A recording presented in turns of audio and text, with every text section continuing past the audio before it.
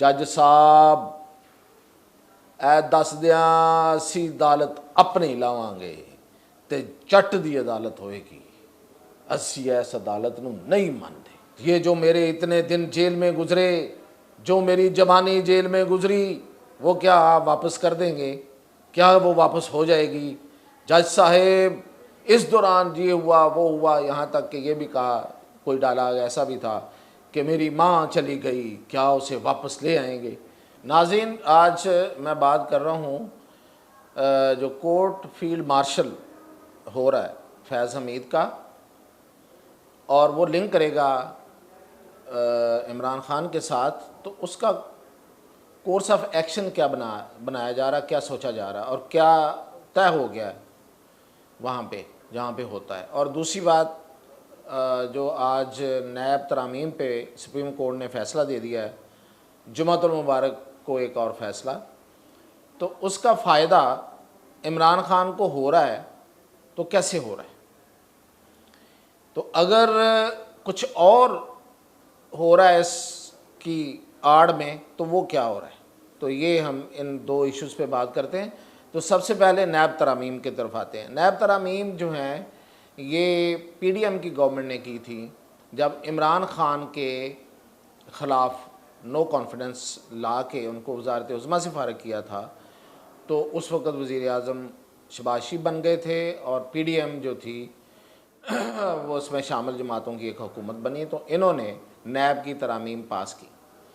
इसको चैलेंज कर दिया इमरान खान ने। उस वक्त जस्टिस बंदयाल थे चीफ जस्टिस, तो उन्होंने जो 3 रुकनी बेंच बनाया, उस 3 रुकनी बेंच में जस्टिस मंसूर अली शाह भी शामिल थे। उस बेंच ने ये फ़ैसला दिया कि ये नैब तरामीम जो हैं ये नहीं होनी चाहिए थी। अच्छा, अब इस पे अपील हुई, 3 रुकनी बेंच था, उस पर अपील हुई नए कानून के तहत, जो फिर बाद में बना कि जी किसी भी फ़ैसले की अपील हो सकती है जो सुप्रीम कोर्ट में की तरफ से किया गया हो।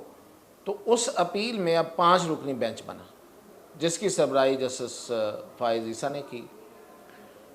तो अब इसमें एक बड़ी इंटरेस्टिंग बात और भी है, वो ये है कि वो पहले बता दूं, उसके बाद आगे चलता हूं कि जस्टिस फ़ाइज़ ईसा ने अपने फ़ैसले में अभी जो आज हुआ है उसमें उन्होंने जब नैब तरामीम के को बहाल कर दिया है, यानी कि जो पार्लियामेंट ने नैब तरामीम की थी उनको उन्होंने बहाल कर दिया और उस फैसले को ख़त्म कर दिया। तो उसमें लिखा है उन्होंने कि जस्टिस मंसूर अली शाह ने पिछले 3 रुकनी बेंच के फ़ैसले में ये लिखा था कि उनके ख़्याल में ये जो बेंच है इसको ये नहीं सुनना चाहिए ये केस। उसकी वजह यह है कि 3 रुकनी बेंच जो है वो केस सुन रहा था, जो कि पार्लियामेंट के मामलात को 5 रुकनी बेंच को सुनना चाहिए। तो यहाँ पे फिर एक सवाल और भी होता है कि अगर जस्टिस मंसूर अली शाह ये बात कर रहे थे तो बाद में फिर वो जो 2 जज रह गए उनके ख़्याल में, उन्हें तो ये जो नया बेंच है इसका हिस्सा नहीं बनना चाहिए था, लेकिन वो इस बेंच का हिस्सा थे। खैर, ये तो एक कानूनी सा कोई इतराज़ है या नहीं है, बनता है या नहीं बनता है, मैंने इसका जिक्र कर दिया है। अब ये है कि इस तरामीम के बहाल होने से जो फ़ायदा पहुंचा है वो नून लीग की लीडरशिप को भी पहुंचा है, वो पीपल्स पार्टी की लीडरशिप को भी पहुंचा हुआ है, पहले से वो फ़ायदा ले चुके हैं इस बिना पे।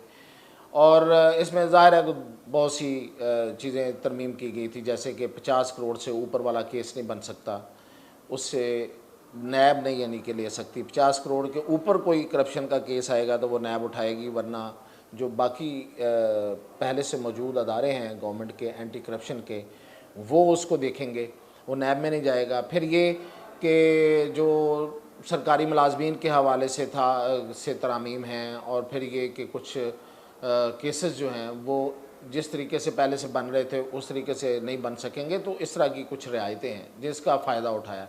और यही अच्छा, फिर इसमें यह है कि जो 90 दिन की तहवील थी कि नैब के कानून के तहत अगर किसी बंदे पे इल्ज़ाम है, उस पर रेफरेंस बन जाता है तो उसको उठा लिया जाता था और 90 दिन तक उसको जेल में रखा जा सकता था, जो कि रखा गया। शहबाज शरीफ को भी रखा गया, हमजा शहबाज को रखा गया, मरियम नवाज़ को रखा गया। तो ये उसमें तरमीम कर दी गई थी कि नहीं, ये जो डिटेंशन है इतनी लंबी, ये नहीं हो सकती। तो वो कम कर दी गई। तो इसका फ़ायदा जो है वो बेसिकली वो तो उठा चुके, अब कौन है जो नैब को फेस कर रहा है, वो है इमरान खान। तो उनको इसका फ़ायदा पहुंचा है। एक तो ये कि वो 90 दिन वाली डिटेंशन नहीं है और वो नहीं हुई, उनकी डिटेंशन कम दिनों के लिए हुई, तो ये फ़ायदा उन्होंने उठाया पहले से। दूसरा उनको जो फ़ायदा होगा, जो अभी होने जा रहा है, जो कि केस बन गया था लेकिन जाहिर है कि वो अब नहीं बनेगा, वो अब शायद उसका रुख तब्दील हो जाएगा, और वो किधर जाएगा वो भी बताता हूँ। वो है तोशाखाना, तोशाखाना 1 और तोशाखाना 2।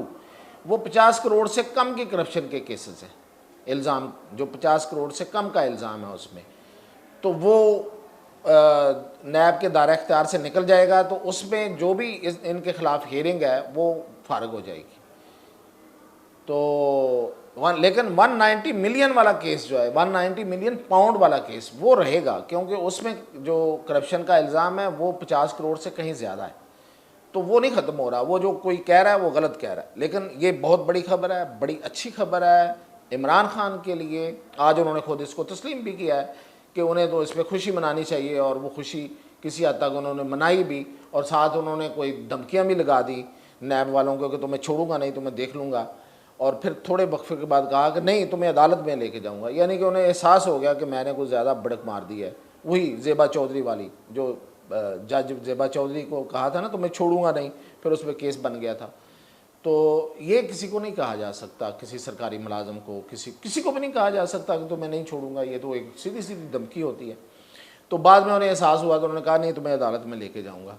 तो ये बढ़के आपको याद होगा, यहाँ पे थोड़ा सा एक ज़रा लाइटर मूड में डिस्कस कर लें कि हमारी फिल्मों में भी जज को अदालत में कुछ 2 तरह के काम रहे हैं। जो हमारी उर्दू फिल्में हैं उसमें जज के साथ एक मुकालमा होता है हीरो का, और वो ज़्यादा मशहूर जो है वो मोहम्मद अली का है, जो हमारे बड़े सीनियर एक्टर थे, कि जज साहेब ये जो मेरे इतने दिन जेल में गुजरे, जो मेरी जवानी जेल में गुजरी, वो क्या आप वापस कर देंगे? क्या वो वापस हो जाएगी? जज साहेब इस दौरान ये हुआ वो हुआ, यहाँ तक कि ये भी कहा, कोई डायलॉग ऐसा भी था कि मेरी माँ चली गई, क्या उसे वापस ले आएंगे? तो एक तो डायलॉग ये होते थे। और दूसरे हमारी फिल्में जो बहुत एक वक्त तक बड़ी मशहूर और मारूफ रहीं और बड़ी हिट रही, वो थी पंजाबी फिल्में, और उसमें सुल्तान रही का डायलॉग होता था, जज साहब ऐ दस दिया असी अदालत अपनी लावांगे ते चट दी अदालत होएगी, असी इस अदालत नूं नहीं मानते। तो फिर उसमें वो फिर कोर्ट से बाकायदा फरार हो जाते थे और यहाँ तक कि जेल भी तोड़ देते थे। तो ये 2 स्टाइल हैं। अब इमरान खान का स्टाइल कौन सा है? मेरा ख्याल है इमरान खान का उर्दू स्टाइल ही है। वैसे थोड़ा पहले वो शुरू करते हैं सुल्तान राय के स्टाइल में और फिर वो उर्दू की तरफ आ जाते हैं, क्योंकि जेल नहीं तोड़ सकते, वो अदालत से फरार नहीं हो सकते, वो इन रियल सेंस वो वहाँ से नहीं निकल सकते। अच्छा, वो करते क्यों हैं? इसके पीछे क्या है? ये भी तो देखना चाहिए ना। बड़ी नाइंसाफ़ी होती है कि हम चीज़ों को ऐसे पास करके गुजर जाएंगे, ऐसे हुआ नहीं। जो काम हो रहा होता है या जो कोई बंदा कर रहा होता है उसके पीछे एक ख़ास को मेंटालिटी को साइकी होती है। तो इमरान खान तो इतने बड़े लीडर हैं, बहुत बड़े लीडर हैं, उनकी बहुत बड़ी फ़ैन फॉलोइंग है।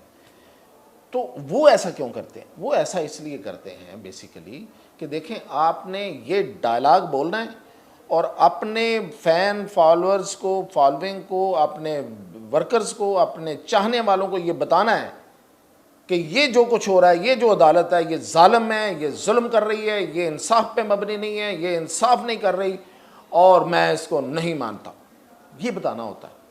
तो यही बेसिकली ये मैसेज है जो इमरान खान आए दिन जो बोलते हैं ना जज को और नैब वालों को, और नैब, और फिर कभी कभी तो वो कैमरे की तरफ उंगली करके भी बोलते हैं। तो ये असल में मैसेज होता है। तो इसलिए ये फिल्में भी ऐसे नहीं बनती, फिल्में भी वही चीज़ बनाते हैं फिल्मों में जो अपीलिंग होती है, लोगों को अपील करती है। तो चूंकि ये अपील करती हैं चीज़ें, इसलिए इमरान खान भी वो करते हैं कि ये अपील करती हैं, मेरे कारकुनों को भी ये अपील करेंगी और वो मेरी बेगुनाही को ये समझेंगे कि वाकई बेगुनाह है, तो इसलिए ये डायलॉग बोलना ज़रूरी होता है। डायलॉग की बड़ी अहमियत है, हमारी फिल्मी दुनिया हो या हकीकी दुनिया हो, हर जगह पे। तो एक तो ये, और दूसरा ये अब मैं बता दूं कि ये हो क्या रहा है। अब नैब से तो ख़त्म हो जाएगा, ठीक है, तोशाखाना के केसेस, लेकिन एक नया काम शुरू हो जाएगा। क्या वो बड़ा एहसन है?